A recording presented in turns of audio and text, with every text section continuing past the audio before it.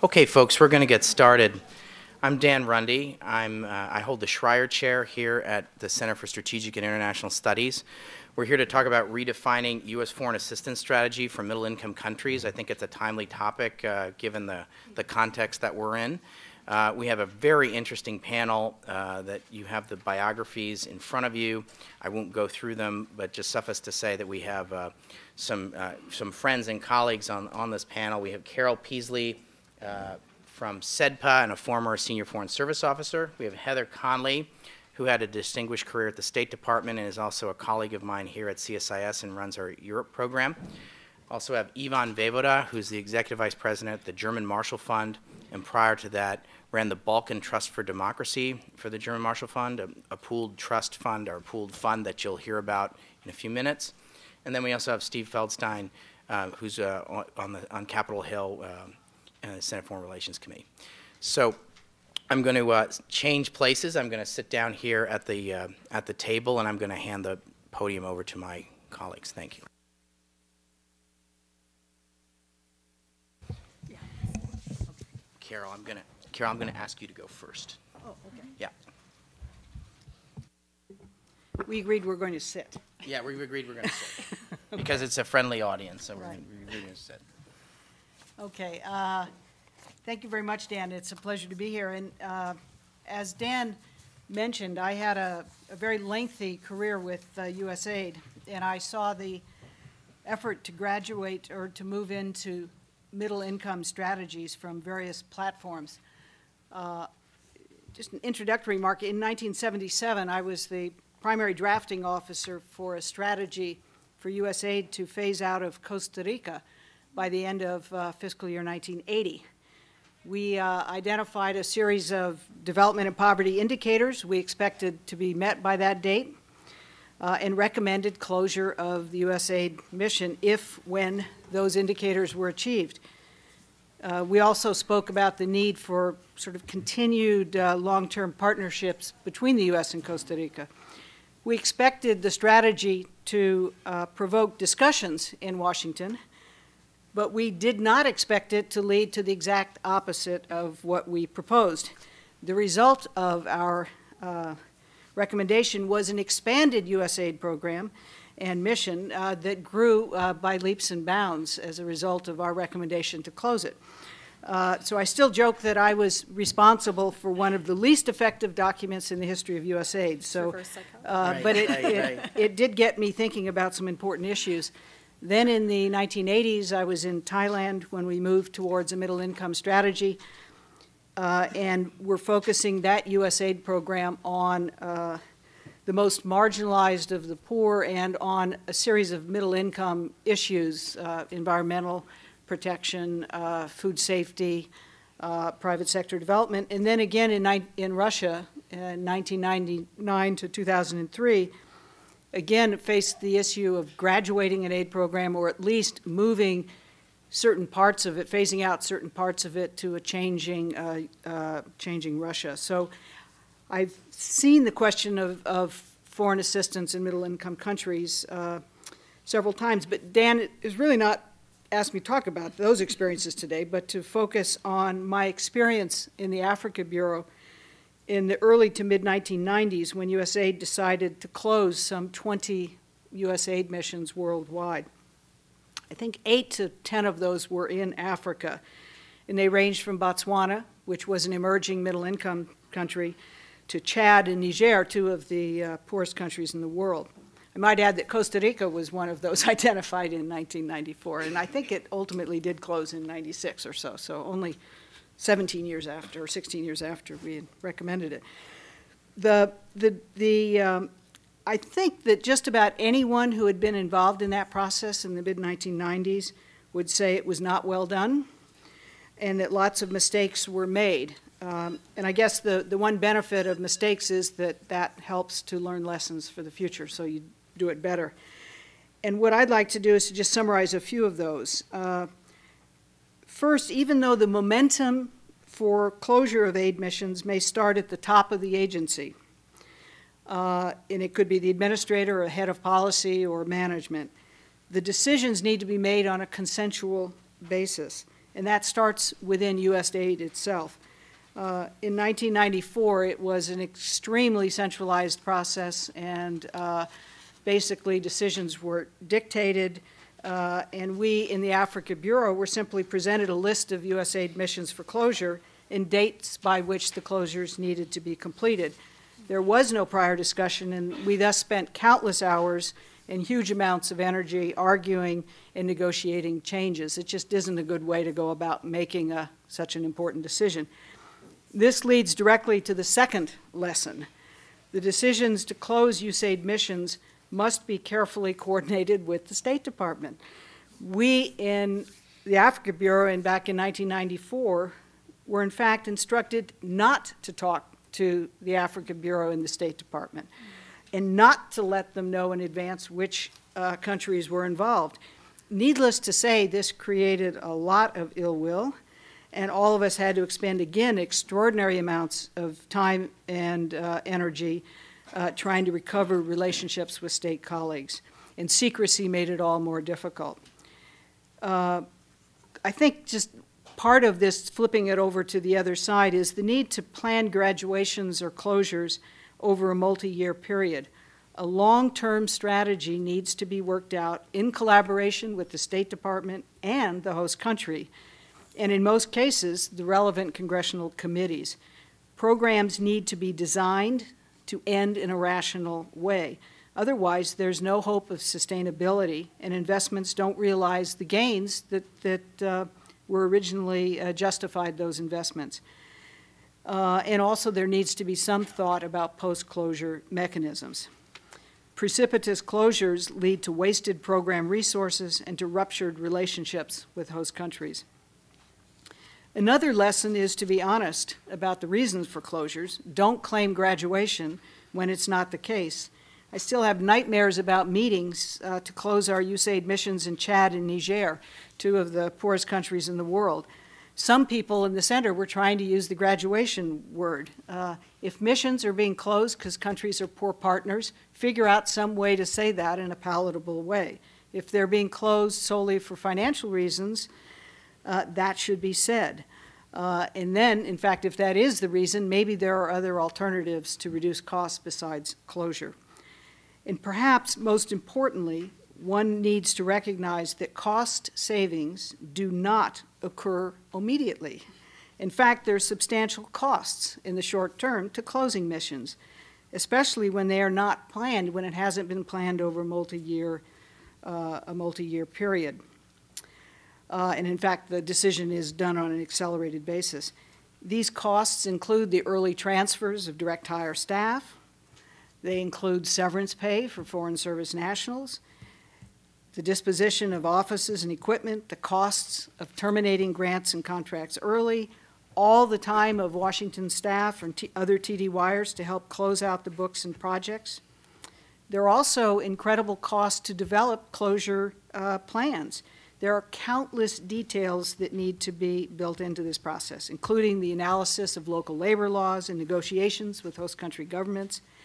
Substantial time has to be devoted to preparing those closure plans and to gaining consensus on how to move forward.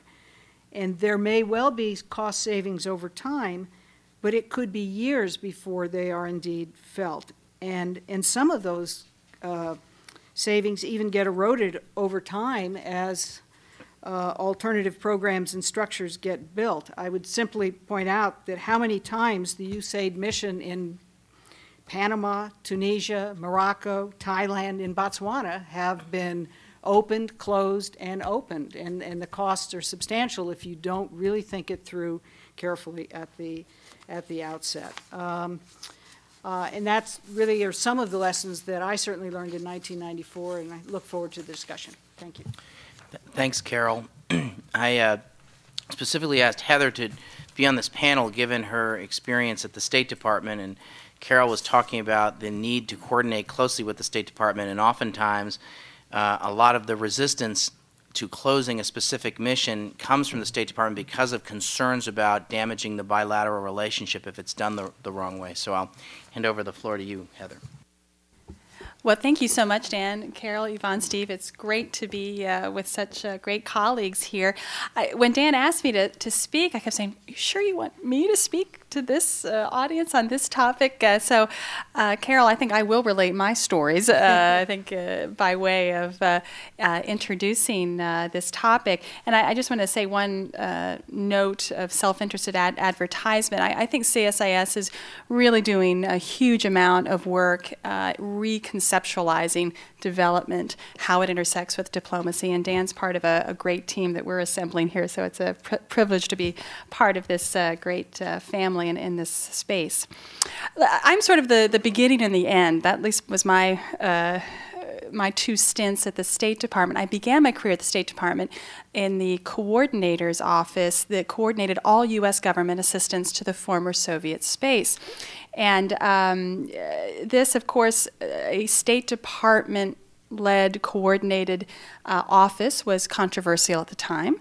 Many of our AID colleagues were not enthusiastic about this construct. At the time, Deputy Secretary Larry Eagleburger was very insistent, both for the Eastern Europe program, the SEED Act, and then eventually Congress approved the Freedom Support Act, that the political sensitivities of this particular assistance program demanded a State Department-led effort.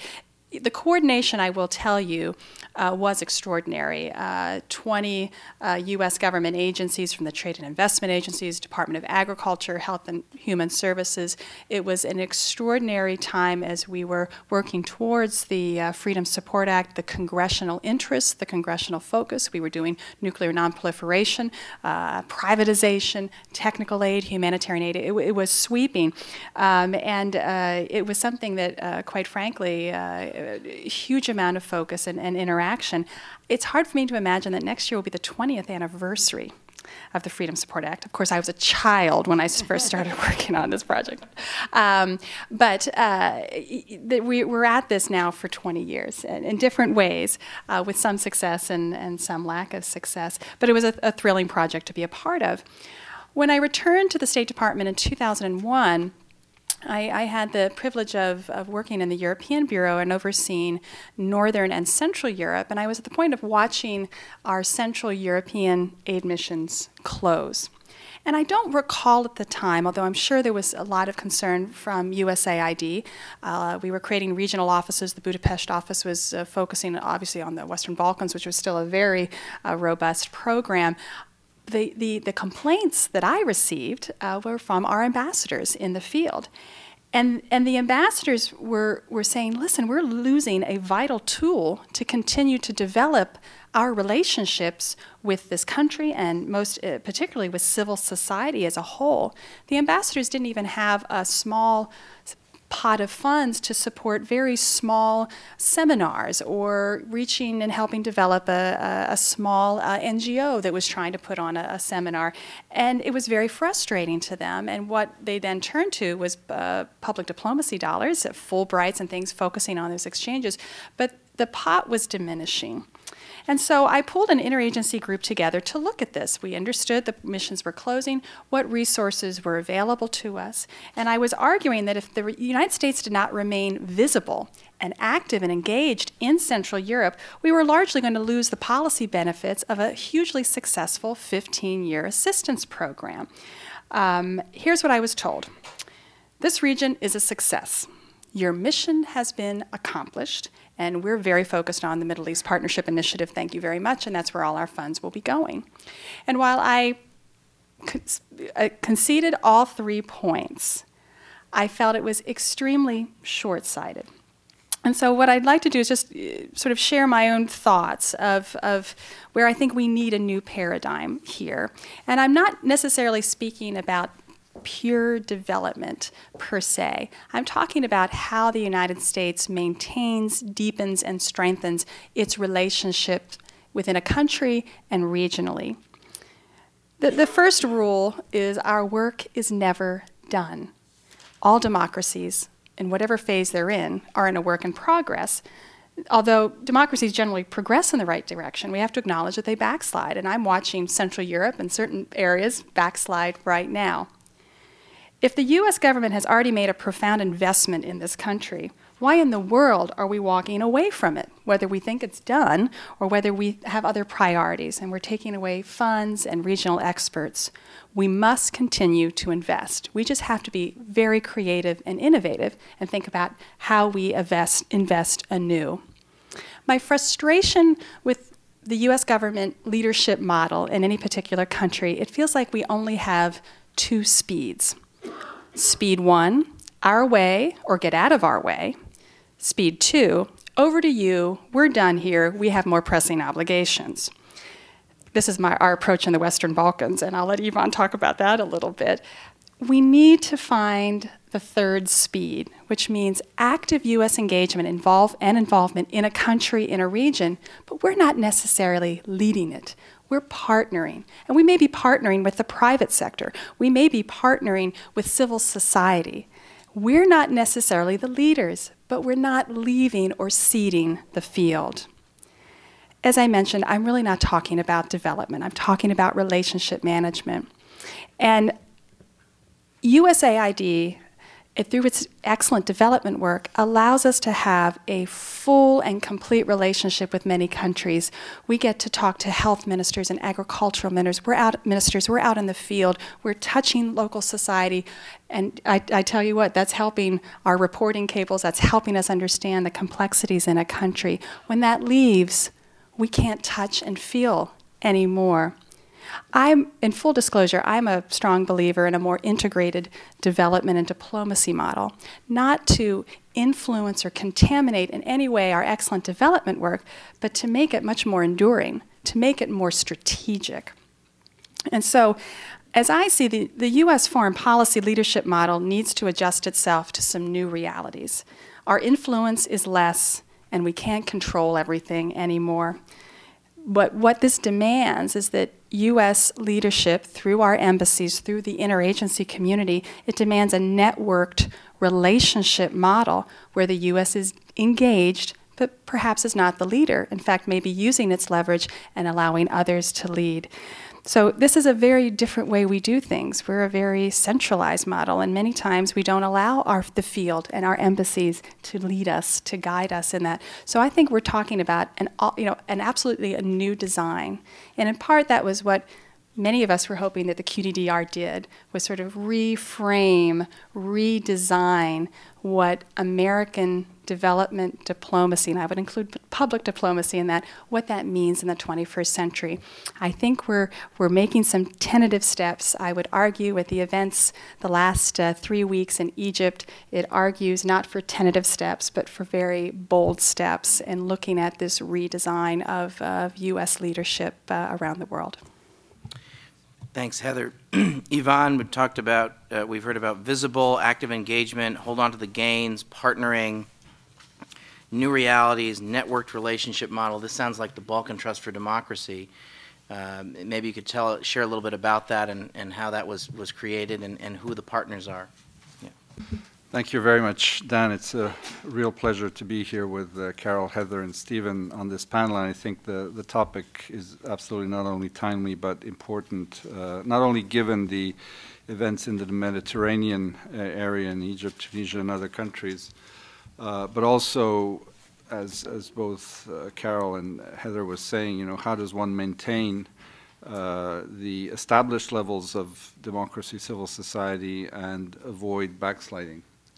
The Balkan Trust for Democracy, which I had the honor of running for 7.5 years until a few months ago, until I moved here to Washington, is, I think, exactly a type of new design, a type of new institution that we are looking for altogether. And this was, I would say, a kind of moment of leadership at USAID, at the German Marshall Fund, putting together $10 million from each side, along with the C.S. Mott Foundation from Flint, Michigan. So it was a private-public initiative and investment to create a 10-year trust to support democracy in all of the Balkan countries, not only the Western Balkans. And I think there was a lot of foresight there. All the USAID missions were still in office. But I think what the initiative understood clearly, as again Carol and Heather have said, that there's a dimension, temporal dimension here that's very important. Democracy will not happen overnight.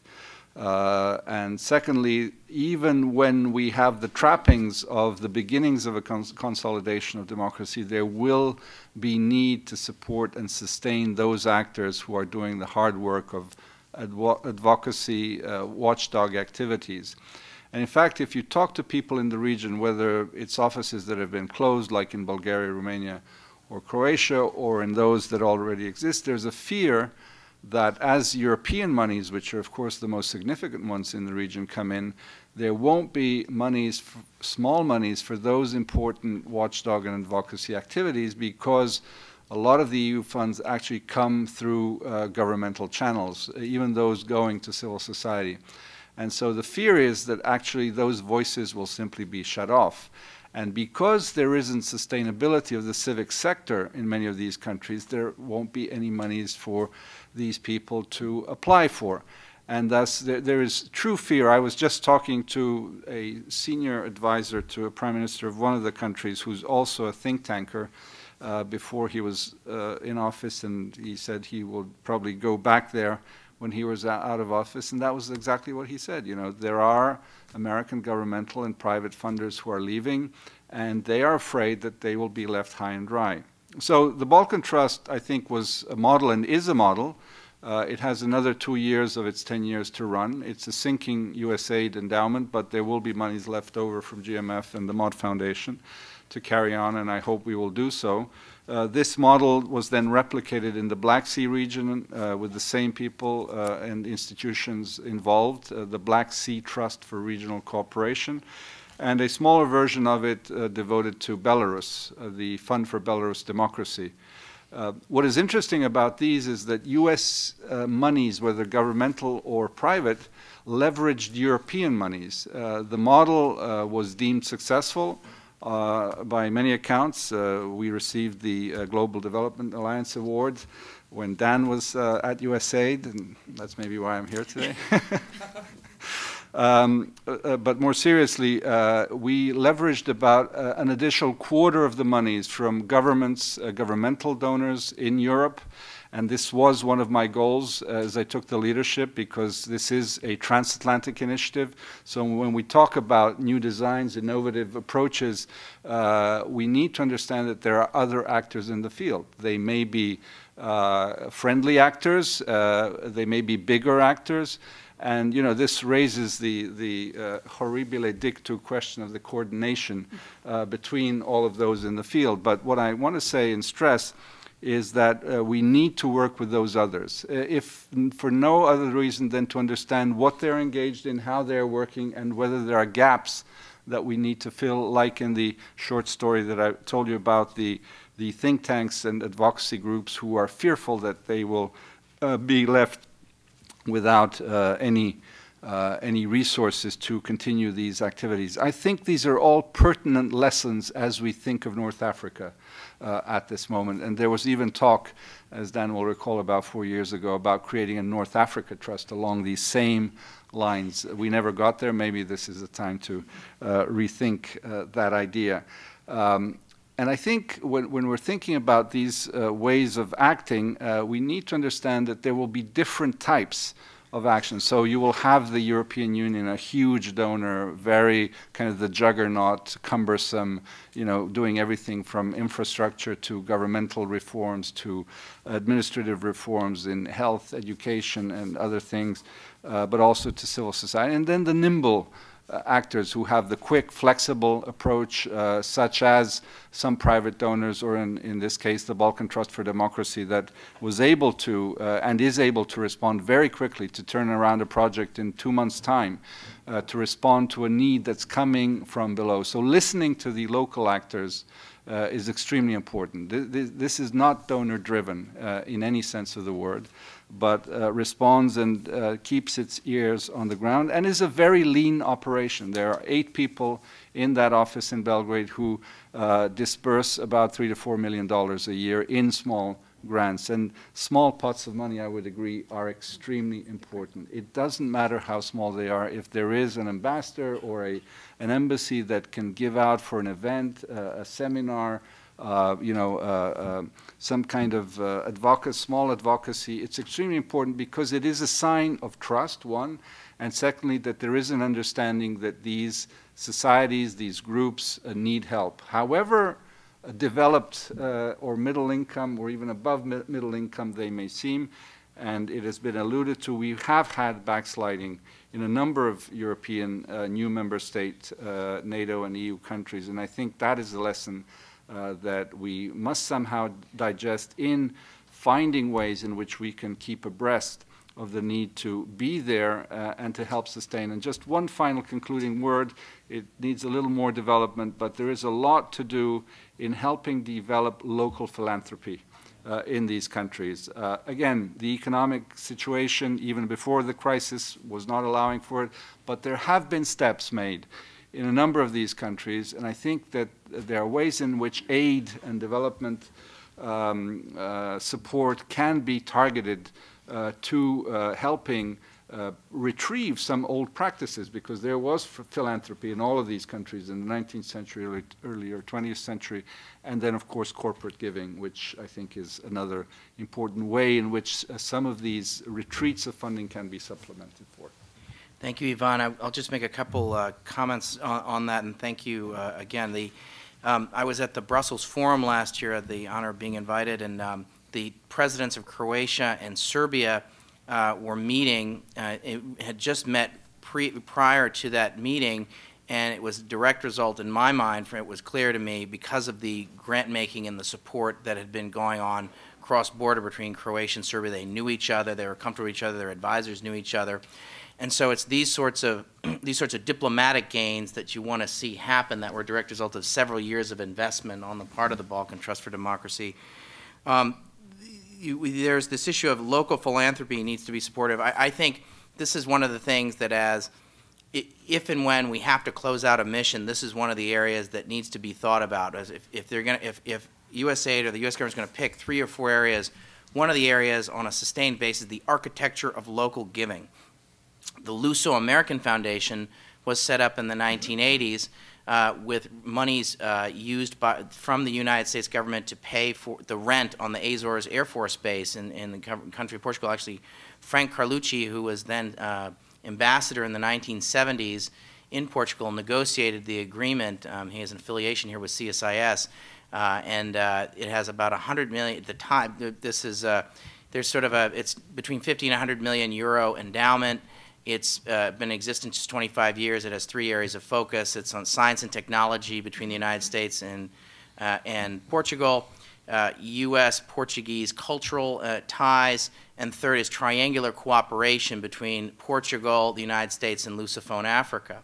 It also happens to be, based on this topic about philanthropy, it's one of the large players in the European philanthropy movement, was the founders of the European Foundation Center, which is sort of the Council on Foundations of the philanthropy movement in 1990 in Europe. So this issue of local philanthropy as an ongoing interest and is one of the, if you can only pick 2 or 3 things to focus on, this would be one of the things in each country to leave behind. You have very sophisticated and willing givers in countries like Brazil or Panama, as Ivan's alluding to. There's a history of this in places like Serbia. So this is something to focus on in terms of as you think about what are some areas of focus. Well, I leave the last word to my friend Steve Feldstein, who's on the Senate Foreign Relations Committee. Steve, you've heard about austerity, but the austerity driving this, but don't do this too quickly. You've heard about investments in relationships, investments in development. You've heard of about ongoing relationships, ongoing interests that we have in country, but also working with other partners. If we end up doing this, we can work with philanthropy, we can work with European donors, we can work with host country governments. What's the view from the Senate Foreign Relations Committee? Well, thanks, Dan, and I'm also happy to be on this panel with Heather, Yvonne, and Carol. This is, I think, a really apt and important topic, and one that I think in some ways has sort of snuck up upon us fairly recently, both in terms of the changing budget climate that we're in, a lot of discussions that are taking place even today on the House side and soon on the Senate side. And also in light of recent announcements by USAID and Raj in particular, and even today, Mark Fierstein announcing Panama and Guyana in his hearing with Senator Menendez. So I think this is a very appropriate and important topic for us to consider. One thing that Carol mentioned, which actually kind of brought me back a few years, I had a chance to travel to Chad and Niger, and at that time when I went to both those countries, I wasn't aware of the actual history to the mission closings, and so I remember landing in Chad and talking to different USG officials, government officials, and so on, saying, why don't we have an aid mission here? This is ridiculous. We have a burgeoning humanitarian crisis, both within Chad and outside on the border in Sudan. Huge, sort of security, governance issues all around. I mean, this is crazy. And then, having sort of talked further and found out more of the history, it makes you wonder, sometimes, do we too hastily engage in this sort of exercise, especially sort of in the name of cost cutting, which may or may not actually be something that ends out being the long-term result. Same thing in Niger. A year later, I went out there as well, and same sort of issues. There's certainly a strategic interest that has become more prominent. I think by the time I was there, something like the third poorest country per capita GDP in the world. So a huge developmental need, and again, sort of makes one question and pay a lot of scrutiny to, I think, the mission closing process. So, I mean, I would start with just a couple points. First of all, as we're looking at the process today, I would sort of issue a word of caution as we approach it. I think, first of all, there have been some announcements. I think some of the announcements have taken place really as a way to sort of preempt what are anticipated reductions and a way to sort of change the narrative of that conversation. At the same time, there are a lot of lingering questions. First of all, I personally don't know, beyond 3 countries, I think, out of the 7 that were announced to be closed, I don't know what the other 4 even are. So I would assume, at least in the broader public, that's also unknown. That's disturbing, and I think that's something that needs to be consulted and dealt with transparently sooner rather than later. Even among the countries that we do know, we know very little at this point. Timelines, and Carol was talking about sort of a multi-year phasing out approach, is something that is not known. Whether there will be some sort of legacy institutions like Yvonne was speaking of, again, that's unclear. Maybe certainly more plausible in the case of Panama than Guyana. Some of the other programs, and we have a big PEPFAR program, for example, in Guyana, and I want to speak a little more about Guyana in a second, but again, how that will be transitioned is another big question mark. And so what we have at the moment are announcements without a real sense of either direction or process. And I don't think it's too late by any means. I think right now is the appropriate moment for USAID, the USG, other stakeholders to engage in these sorts of conversations. But I think that moment can pass too quickly, and we'll lose the opportunity, and then we'll have, I think, political issues and bad will towards how this is going. So I would, urge that this process happen fairly soon. And then, I think in general, as we think about what such a process would look like, I've had a chance to talk both to other old, senior old USAID officials, different colleagues, and I don't mean old, and I mean experienced. I mean experienced. It's only meant in a positive way. And to consider what are some of the criteria that we should bear in mind as we think through the mission closing process. I think first of all, the first question is, why do we even consider this? And cost savings is a primary factor. Again, what are the cost savings? What kind of cost benefit framework are we looking at, and what kind of time period? Number 2, a consideration of the importance of the country to U.S. interests is something that we can't divorce from these questions, despite the fact that some might consider a USAID mission to be much more on the development side. I think with the sort of paradigm that we're looking at in terms of national security and development being a part of that, we have to think about what the national security imperatives are for the U.S. in a given country. Number 3, the regional context, thinking about what our regional interests are. And so, if you look at the broader region, say WHA, versus NEA. You know, there are different components that we need to be aware of and different stability factors and other engagements that may be mutually supporting. Looking at the overall development level of the country and the trends.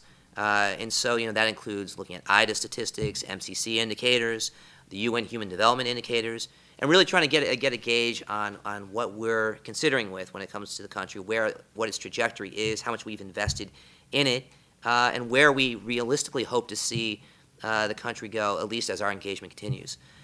Looking at what other donors are doing, what we anticipate they'll do once we leave, what kind of gaps they will fill, but also bearing in mind that oftentimes other donors have followed the U.S. lead, and when we've pulled out, it has oftentimes left a vacuum that other donors have not filled in. Thinking in general about our development objectives in a given country, you know, when do we anticipate those objectives will be achieved? How much have we already invested? Will there be ongoing programs to administer? And I think really at this point, including the USAID's new evaluation office in this discussion is something that would be important. Obviously timelines, as I've mentioned. And then looking at post-closure options beyond that, and finally thinking about the political dimensions. And that's not only, you know, sort of a Capitol Hill discussion, but it is something that I think we have to bear in mind, in that, you know, there are places that tend to have more of a voice and more of a constituency among certain members, and that can play out in different things. I think it's also interesting in terms of the issue of who arbitrates and how these decisions are made within the USG, to think a little bit about the state-aid relationship. And I would think at this point right now that USAID sort of unilaterally closing missions may not be as plausible or feasible as it once was. I would be surprised if this wasn't something that was fully done, at least in consultation and coordination with state partners, let alone a broader array of actors, especially on the Hill, but I could be wrong. And then I do think also it's important to think about the endowment and legacy issue. And I think, you know, different countries present different challenges. And so, you know, on the one hand, if you look at sort of different legacy plans for Bulgaria, Croatia, and Romania, you get a certain set of issues. And I think there's a clear path to sort of how that can be effectuated. One of the endowments that has gotten a lot of attention in the last few years is Egypt. And I think that, as a case in point, presents a whole different set of factors. I think, you know, for one, there's been a very lukewarm attitude on the Hill towards a potential endowment for Egypt, although it was something that was eventually included in appropriations as recently as 2010 for the first time. But, you know, there's the issue on the one hand of Egypt sort of making very clear that it would like to have an endowment with no conditions, no conditionalities. And on the other hand, I think at least sort of during the Mubarak era, a lot of ambivalence about the governance, human rights record, and other democracy factors, and whether having an endowment that we would put in an equal amount together with the Egyptian government, but essentially allow a much greater degree of control by that government, is something that's in the best interests of the United States or our human rights community or the democracy community in general. So that's, you know, again, I think there's a different conversation depending on the context. Finally, I wanted just to talk a little bit about Guyana in particular, since, you know, we only have a few countries right now to think about, and since, you know, I found it interesting that the topic of this get-together is sort of middle-income countries. Well, Guyana, I think, is an interesting one to consider, especially because it's one of the first ones named. Guyana is not a middle-income country. Its per capita GDP is 1,420 in the latest statistics I saw. If you look at USAID's description of its program in Guyana, it describes a place that faces many, quote, development challenges: vulnerable economy, rising crime, poor security, continued out-migration, HIV/AIDS prevalence rate of 2.5%, human trafficking, and a political climate that threatens the country's ability to consolidate democratic governance. Well, it doesn't sound to me that this, on the face of it, is the type of sort of graduated middle-income country that we're otherwise talking about, whether it's the Baltics or something else. And yet, here we are at a point facing sort of the imminent closure of that country. We also know that there are ongoing large programs that have taken place. The MCC Threshold Program, funded at $6.7 million, and focused on the fiscal policy indicator. Also, you know, looking obviously at the PEPFAR programs as well. And so when looking at that, you know, one would hope, first of all, that there's a longer multi-year timeline in place. You know, certainly I don't know the cost savings that would come from placing these programs in a regional context, but I would assume it's something that will still continue to bring a large amount of costs. The truth of the matter is, for the region, that assistance dollars have been declining and most likely will continue to decline for the foreseeable future, and so that in some ways plays into the decision. Well, you know, do we continue a large program in a country that is smaller than some of the others, that isn't as of large strategic import as a Colombia, as even a Brazil, as an El Salvador, for example. And then finally you look at the political dimensions. You know, unfortunately there isn't a huge constituency on the Hill, or a huge community in general that is able to advocate for it. So, you know, there you have, I think, in a nutshell, a lot of the issues that we need to carefully grapple with and think about, both in a country like Guyana, but more broadly on this issue. I mean, my last sort of point on the broader issue is that I think we do, at least from the committee standpoint, need to consider and think about this in a very careful way. That it is not something at all that I think those who really sort of focus on the substance issues on the committee are completely comfortable with in terms of saying this is a foregone conclusion. That I think we need to work out the details in the process transparently and understand what the answers are to many of these lingering key questions that are come about when thinking about the implications of closing missions. Thanks. Thanks, Steve. One of the topics that hasn't been touched on, I just wanted to ask the panelists if they'd be interested in touching on the topic, is use of various approaches or instruments towards leaving a country. There are discussions about what are called endowments. There's been some mention of sinking funds. There are also oftentimes existing institutions that have been set up, bilateral institutions oftentimes that already exist. There's also been some discussion about putting in development attaches on the ground in a number of countries where they don't necessarily need resources so much as advice in some contexts and not all. And then there's also been the discussion about how do we support countries as they develop their own foreign assistance plan. AID just signed an agreement with ABC, which is the Brazilian aid agency. Brazil has a $30 million a year foreign assistance program, primarily in Lusophone Africa, and AID is partnering with them. I suspect the reason AID and ABC are working together is because of the strength of AID's Foreign Service nationals. Many of the Foreign Service nationals from Brazil who've worked with AID for a long time and understand AID have oftentimes migrated over and worked in countries like Angola and Mozambique and are able to do the crossover and understand both Brazil, the United States, and a local country. My strong suspicion is there are a handful of FSNs who've been involved in piecing those together, is my suspicion. So various instruments, various approaches.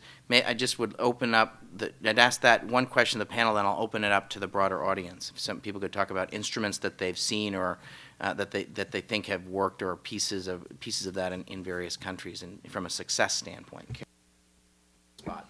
Okay, well, I mean, I think, Dan, all of the instruments you mentioned are very important ones, and it just goes back again to the point, and I thought Steve said it very well. You need to do all this very carefully and to plan over a multi-year period to move towards exiting and then thinking about what it is that you're leaving. I think endowments are a wonderful instrument, and I think they are relatively inexpensive, actually, and yet they have very little political support. And I battled many, many times in aid to try to justify endowments, and we were not able to go forward with them. So I think that is something very, very important. I would add one other thing, and again, I think it's an example of when you really position a program for exit or graduation or exit, you can think about what kinds of partnerships you want to help to create as part of that exit. And I think one that I've seen many, many places, it's when aid in the past did a lot to support the development of universities in developing countries. Often there were technical assistance arrangements and partnerships developed with equivalent U.S. Higher education institutions, and those partnerships continue today, 20 and 30 years after USAID put money into those contracts. So I think if as part of an exit you help to develop those kinds of relationships, you leave something that is very valuable behind. And just lastly, because I think in Russia, the steps that the aid mission there has taken to work really over the past 10 years, increasingly to work directly with Russian civil society organizations and to help strengthen them, help to position them for private funding, and also in the process maintaining their links to some of their U.S. parents. And I would give one absolutely fantastic example of the Urban Institute that went into Russia in the early 1990s to provide technical assistance on housing policy and housing reform issues. They realized the quality of the Russian staff that they had recruited to work with them. They decided to have a secondary purpose of that project became to create the Institute of Urban Economics, a Russian NGO that operates very similar to the Urban Institute. It is now a very strong Russian NGO that is providing technical assistance throughout the former Soviet Union on World Bank loans and all kinds of things, and it has maintained its close professional working relationship with the Urban Institute. And those are exactly the kinds of relationships you want to see as aid exits a country. Really, in the Central European context, and speaking of the endowment, the Polish-American Freedom Foundation, the Hungarian-American Scholarship Fund, again, these are great legacy tools, and really focusing on civil society and getting to that next generation. And quite frankly, that when I talk about building an enduring relationship with a partner country, it's really about next generational issues. And that's really, I have to tell you, when the exchanges go away, when that deepening and strengthening goes away, we really lose the next generation of leadership. If I can just, if I may, I thought a couple of Steve's comments were so important. As he was talking about, really framing, I think, a fantastic approach to how the government, U.S. government thinks about ending an aid mission. I was thinking, we're so focused on advocating a whole of government approach to the development agenda. It's a whole of government decision-making process when it comes to these types of issues. No longer can one agency simply own this. The prerogatives are too great. So, Steve, I love that. And your question about what are other donors doing and donors following U.S. leadership, I've been focusing a lot of my attention on the European economic crisis and what it is doing to Eurozone members and the wider EU on their development agenda. And we're seeing very different things right now. On the one hand, the UK has ring-fenced DFID, but they are changing their approach and strategies in some respects. And what we're seeing in the European context is a much widening and broadening of the definition of what development is. It's much more in the national security rubric. They want that Afghanistan security and development counted. In fact, the Netherlands have been strongly advocating that the OECD be much more expansive on its definition of what their development assistance. They're trying to readjust a lot of figures that they're not going to be able to meet, MDG commitments that they're not going to be able to meet by a 2015 time measure. So we are seeing lots of dynamism in the donor community, quite frankly, as the dynamism is occurring right now as we're watching it in Washington. This is something we really have to monitor because it's not just what the U.S. is doing, it's what others are doing, and we could just see a real collision here of donors exiting and really having some unforeseen consequences. So, Steve, thank you for raising that. I thought it was a great point. Yvonne, you've seen a number of different instruments at the German Marshall Fund. Some thoughts about approaches?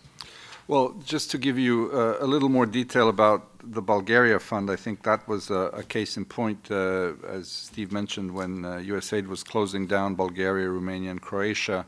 The leadership of USAID Bulgaria realized that they were leaving an unsustainable civil society and that there was a dire need to continue a lot of the projects in which there was 15 years of USAID investment, and that if they simply cut and left, a lot of these projects would simply go nowhere. So they decided to put aside $2.5 million as they were leaving. They shopped around to see who could do the disbursement of these funds, and to make a long story short, they came to the Balkan Trust. And so we, for 3 years, worked fully defined framework given by USAID on supporting both those projects that they had established or helped fund, and then left us leverage to look for ourselves. And I think we did accomplish a mission. This is just closed down. We finished the final year of monitoring. And what we saw with a very detailed analysis of the impact of how many people were touched by these projects, the additional funds that were leveraged, that it was a true success. And hopefully this is one instrument that could be used in other countries where USAID will be will not be there. And I think another one is as missions are closed, again, with those actors who have been supported not only by USAID but other donors, have a huge repository of knowledge and experience. And these can be used in third countries. And we have seen some of that leveraged. Speaking for Serbia, a number of, whether it was the youth groups that were fighting against Milosevic, who were then active in Georgia and Ukraine, they're actually in Egypt today, who used this was the early period of using the internet technologies, all this stuff. This was, we're talking about the kind of late 90s, where radio, internet were an extremely important tool to fight the authoritarian regime of Milosevic. So another would be an NGO that has, I think, reached the heights of the best possible practices in election monitoring, in vote counting, CESID from Serbia, that also has been used by a variety of U.S. agencies. They've gone from Zimbabwe to Russia. These are kind of the highest level civic institutions, and I think there are in other countries. These are two very good examples that have survived and that have been working for the better good of democracy in the region, but also globally. And I think there are ways in which other such institutions can be used as we move forward. I would like to simply second the idea of the university and the academic context. I mean, if you're looking at a long-term support in developing the leadership of new generations, I think this is a terrific tool. I know the example of the American University in Bulgaria, which is a terrific one. It draws not only people from the region, it draws many more students from Central Asia who see this as a stepping stone. And it is a terrific cross-fertilization of all sorts. It's cultural, not only academic. And the monies that were invested of this have repaid many, many times over. Thanks, Ivan. Yes. The one thing I would say again, and sort of looking at the political currents and what support there is or is not for endowments and other sorts of things, I mean, I think we have to just be very aware of the country context, and that we should consider other alternate models beyond just simply a bilateral government-to-government sort of endowment. I think when we do that, whether it's the university model that's been discussed or other sorts of third-party civil society type of funds or foundations, I think that can be a very positive step forward in the sense that you're not linking yourself specifically to a particular government, especially one that could change depending upon how the politics evolve, but that you are instead sort of thinking and considering your engagement more in a broader way and more in a broader partnership with the population. So I think, if it's framed in that manner, I think there can and should be much more political support on the Hill for these types of things. And I think that's slightly separated from the endowment discussion that we've otherwise had. Thanks, Steve. I'm going to open the floor now to questions. I'd ask that when people ask the question, they identify themselves and also frame their statement in the form of a short question. Tom? There's a gentleman up here in the front row. Thank you very much. My name is Tariq Ben Youssef. I'm from the Embassy of Tunisia. And Tunisia is a middle-income country, and as you know, it's been inspiring the whole region. I would like to seek your reflection on what kind of assistance, what kind of approaches the United States and the international community has to bring to Tunisian, which is seeking the international aid, as we all know, and which is in a democratic transition process. And we all know the importance of this democratic transition process, not only for the Tunisian, but also for the international community, for the European Union, for the international, for the international community in general, which could serve as a model. No one can deny that, because the Tunisian society has all the ingredients for the success of this democratic transition. So I would like to seek your perspective on what kind of approaches, what kind of assistance, what kind of measure the international community in general and the United States and the development community can bring. Thank you very much. Thank you. I'll take a crack at that, and then I'm hoping the other panelists might make some comments. One of my frustrations when I was in public service was I had hoped to set up a similar trust to the Balkan Trust for Democracy in the North Africa. I was willing, and I identified resources, but it was there was some various hoops. So that's one of those what might have been moments. But I think obviously Tunisia is a country that AID quote unquote graduated many years ago from a number because of the macroeconomic indicators, et cetera. I think in the short run, it's probably going to be very difficult to set up an aid mission in 6 months' time or 9 months' time is my guess. But I think there are a number of vehicles that could be looked at quickly. There's ongoing, the MEPI instrument is one that one could quickly move some resources into. There are a variety of democracy and governance organizations that are supported by the U.S. governments. There could be a big chunk of money that could go to NED and the NED affiliated groups. And those would be quick ways to get something going. It's hard to imagine having a full-on, my personal views, it's hard to imagine having a full-on aid mission in Tunisia, but who knows. But it seems to me that there are a number of other vehicles in which that could be engaged quickly and should be engaged quickly. There is a regional platform out of Cairo as well, and I suspect this is going to be a regional program as opposed to a individual bilateral program. So I'll stop there, and maybe my colleagues have other views. Yeah, I really don't know, other than to say that, I mean, this is clearly an issue that regional bureaus deal with all of the time. In the Africa Bureau, with missions in a relatively small number of countries, and yet dealing with an entire continent. There are regional platforms and regional programs, and I do think that generally speaking there is flexibility within those programs to respond to evolving needs, and so I think that's probably the best bet, is to be talking to the people who manage the regional programs, whether it's MEPI or regional programs within USAID. Other comments from others on this? Yeah. I would just ring in on the coordination element. We've talked about it up here, and this is where it's absolutely essential for U.S., Europeans, others who are contributing to coordinate themselves and focus. I mean, my own experience with Central Europe, and it's a very transformational element. You see lots of wish lists, they get circulated, people start moving on them, there's sort of confusion to it, but as much as there can be a convening and really focusing, much of it may be truly technical assistance that, needing to rethink in the ministries, and you're really recalibrating. What we saw in Central Europe, we just had, for decades, senior officials did not have an ability to think through these challenges. It's not sort of your traditional assistance, it's having someone sit with you and think through the options and the challenges.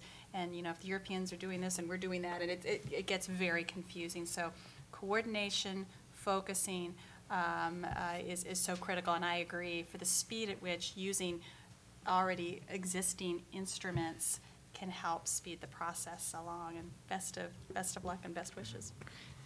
Yeah, just to add my 2 cents to this, I think that given the fact that Tunisia is a country where there are so many people educated in the Western system, France obviously, but other countries, in Europe, there's obviously a repository of knowledge in the civil service, in the public administration, and so it's a question a bit like Heather was saying, how do you help those people who know individually to group and to collectively start the reform process?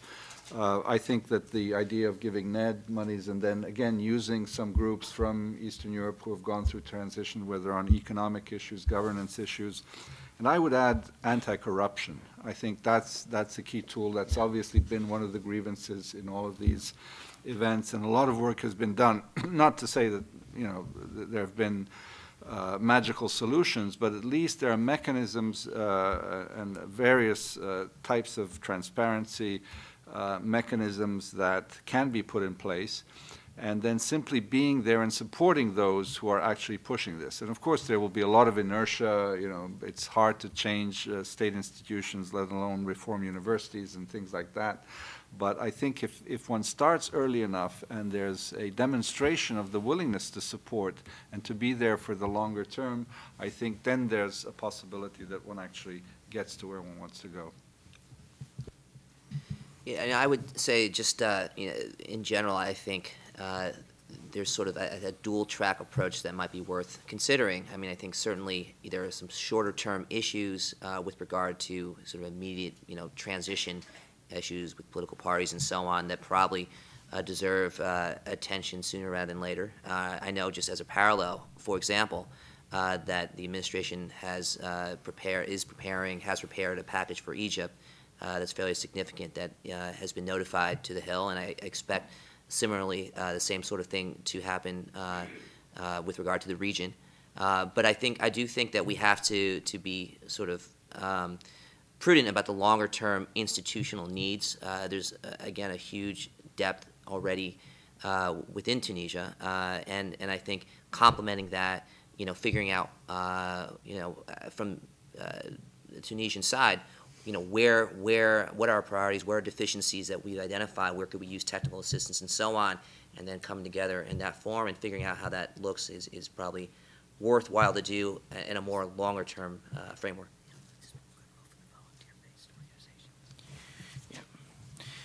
Just we were just having a discussion about that there may be an opportunity here similar to when the Soviet Union fell to engage volunteer organizations as well. So there may be opportunities for some of that as well. Other questions, other comments? Yes, please. Abby, I work at USAID in the Europe and Eurasia Bureau. So we talked a lot about relationships and you're all nodding, relationships and influence and a lot of intangibles. And how do you square that circle with this at least perceived focus or need to focus on delivering results, having numbers, how many toilets were distributed in Haiti, that sort of thing? It's like when I read reports about we provided technical assistance and the government was able to draft policy that enabled them to get an IMF loan, it doesn't seem that really moves members of Congress, or at least we're told it doesn't. So how do we make this happen if it just seems to us, or we're told that we won't get support from the money purse? Karen, what you want to? Favorite topic. Carol, Yeah. No. It's very ironic because we had a brief conference call on Tuesday, and actually we raised this question among ourselves, and we didn't have any answers. But other than to say that it is a dilemma, and that in a sense to my mind it separates out development. And I think that, Heather, when we talked on the phone, you used there are resources used to engage and to build relationships, and there are resources to be used to achieve specific developmental results. And people need to be able to differentiate the purpose of the resource. And I think it's a long slog to try to get there, but I think we have to. Just my sense is on democracy and governance or civil society development, those are particularly difficult or challenging sectors to measure impact. I may ask Yvonne, I'm sure you were put on the spot many times on this topic around how do you measure democracy and governance or civil society achievements in something like the Balkan Trust for Democracy. I'm sure this came up often. I was afraid you'd ask that. Yes, we've basically been grappling since day one on finding measures on how the monies that are used impact. And as Dan said, I can only repeat, I mean, these are things that are very difficult to measure. I would say that in the case of Central and Eastern Europe and Balkan countries, there was an easy measure, if I can put it that way. It was how these countries were advancing towards EU and NATO membership. I mean, that was a huge benchmark. You know, the benchmarks of both NATO and the European Union were such that I simply said, you know, if we see that after every year that we've done our work, these countries have made 2 or 3 or 4 steps, that means we're built in there somewhere with our very humble resources as opposed to others.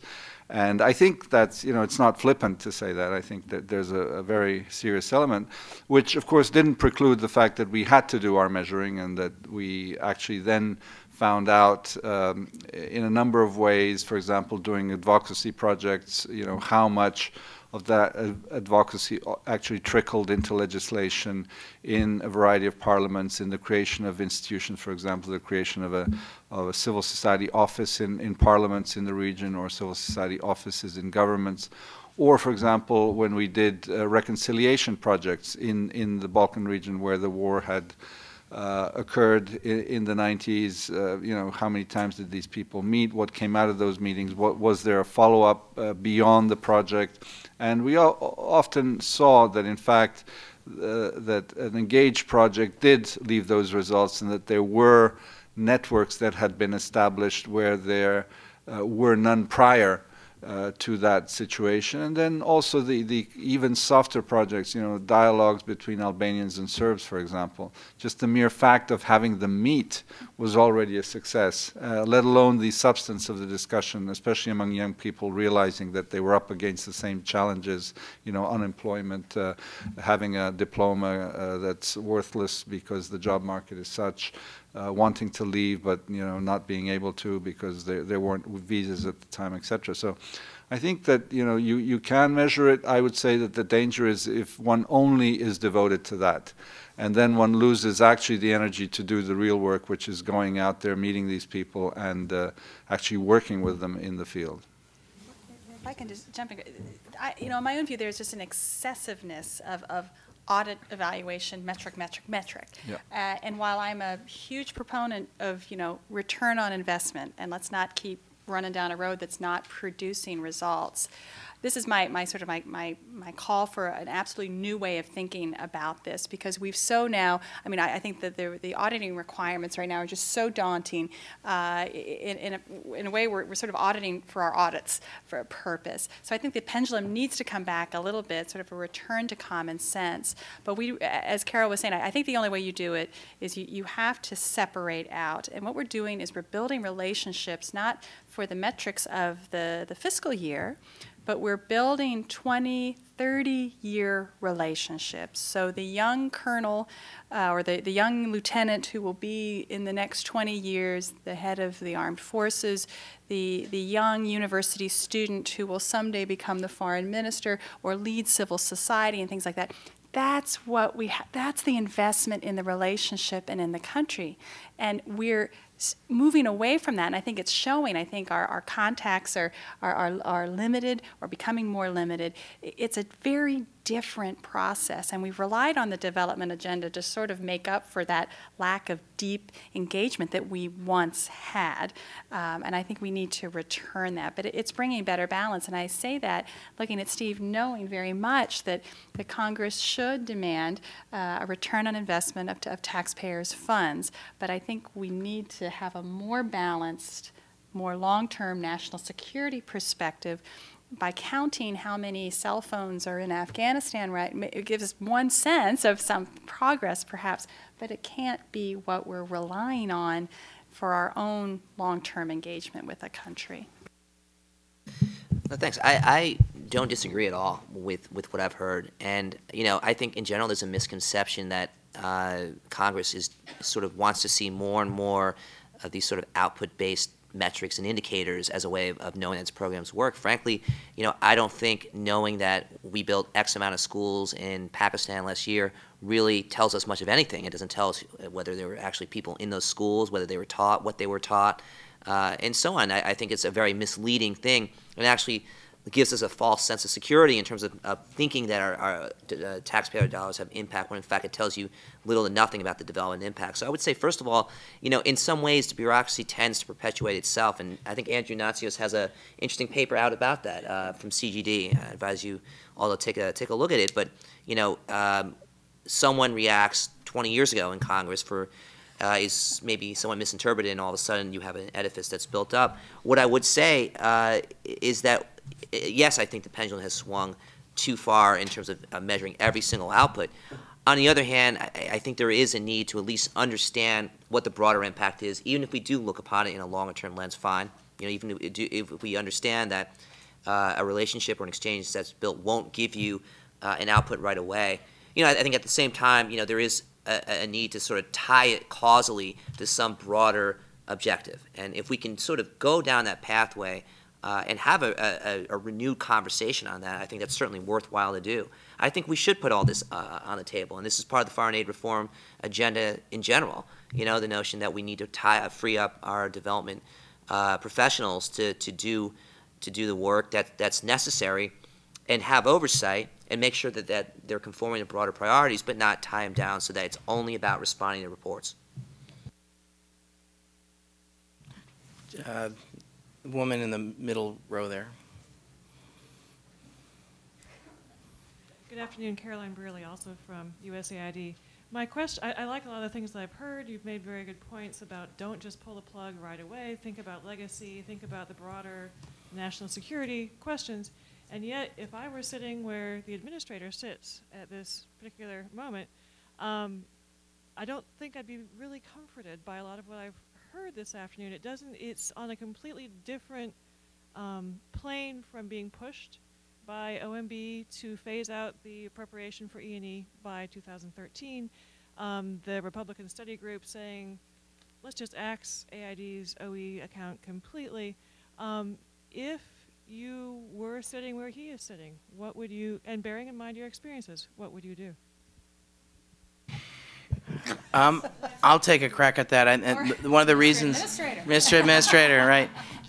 My sense is that I think my thinking in putting this together was to come up with a thoughtful response to what's going on out there. That there's a lot of forces going on out there. I actually think that the tempo of I think it's going to be a faster tempo than we would like, and so I think this is in the ideal. But I do think many of the things what I've heard today are the sort of the things that a lot of this is still operationalized, are things that can be done. I think there's going to be more than, I suspect it may end up being more than 7, and I think it may be faster.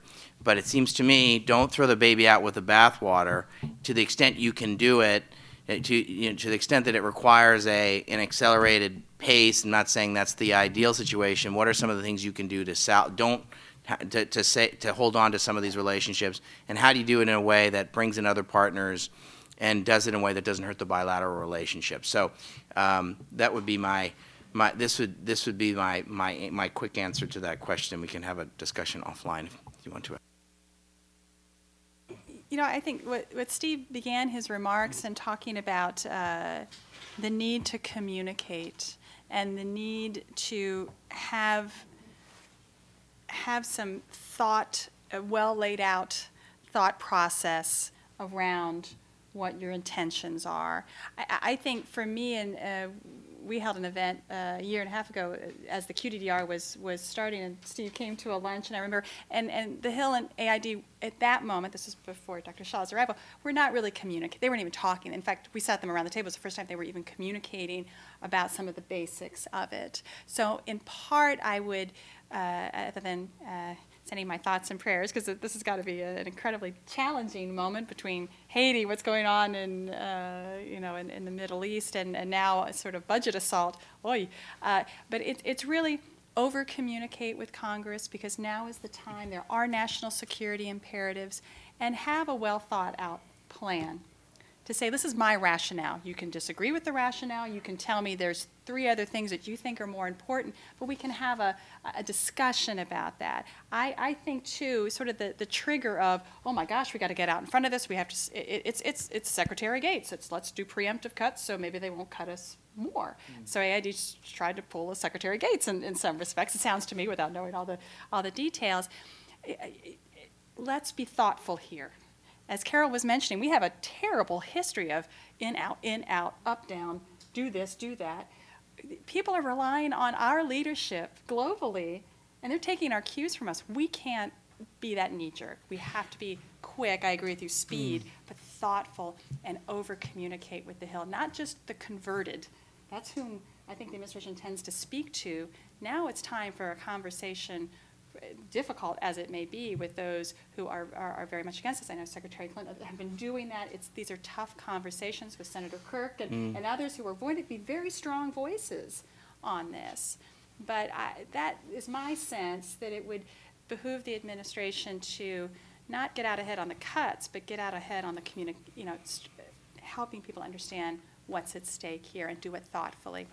Okay, one last, we're going Oh, to, Carol. sorry, I'm just seeing there's a number of hands. I'm going to get Mr. Gayoso is going to get the last word, and because then we need to wrap it up. So Tom, the gentleman in the middle row. Antonio Gayoso. I am a refugee from USAID and the State Department. I agree with the panel that there is a need for conversation. I work in ITCA, remember ITCA? Coordination Agency. I call it the Thalidomide Agency because it had no powers of any kind. But the point is that there's a conversation that is missing, and that is with the US public. When you ask a common person in Washington, even in Washington, what does AID do? Oh, they take 20% of the GDP of the budget. What does it do? They don't know. There's generic ignorance. And none of the administrations in the last 30 years has taken that task to say, we're going to explain to you carefully what is that this is all about and why. It's almost like the healthcare bill. Do you know what the healthcare bill has for you? Probably not. Everyone is fighting, and yet, now what we have is a worst case scenario. We have the coffee party, we have the tea party, we have all of these parties, and they want to kill AID because it's a waste of money in Switzerland.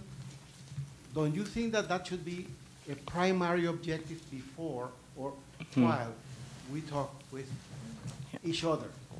Thank you. I'll take the moderator's prerogative and just respond briefly to that and say I do think that there does require a public education of what foreign assistance does, but I think it has to be tied to a variety of interests that the traditional development community may not want to tie it to. So it's things like national security or business interest or trade, or I think, or it's sort of a secondary. It's not the immediate thought when we talk amongst ourselves in the development community. I'll put it that way. I do think my other reason for having this conversation is to begin to have an adult conversation about what are we going to do in this budget environment. We can wait. We can wait for someone else to make the decisions for the development community, or we can get ahead of it and have some thoughtful alternatives, because this is going to be coming one way or the other. And I think that, so I'll stop there. I want to thank the panel, and I hope some of you will stick around and to chat with the audience. Thanks very much.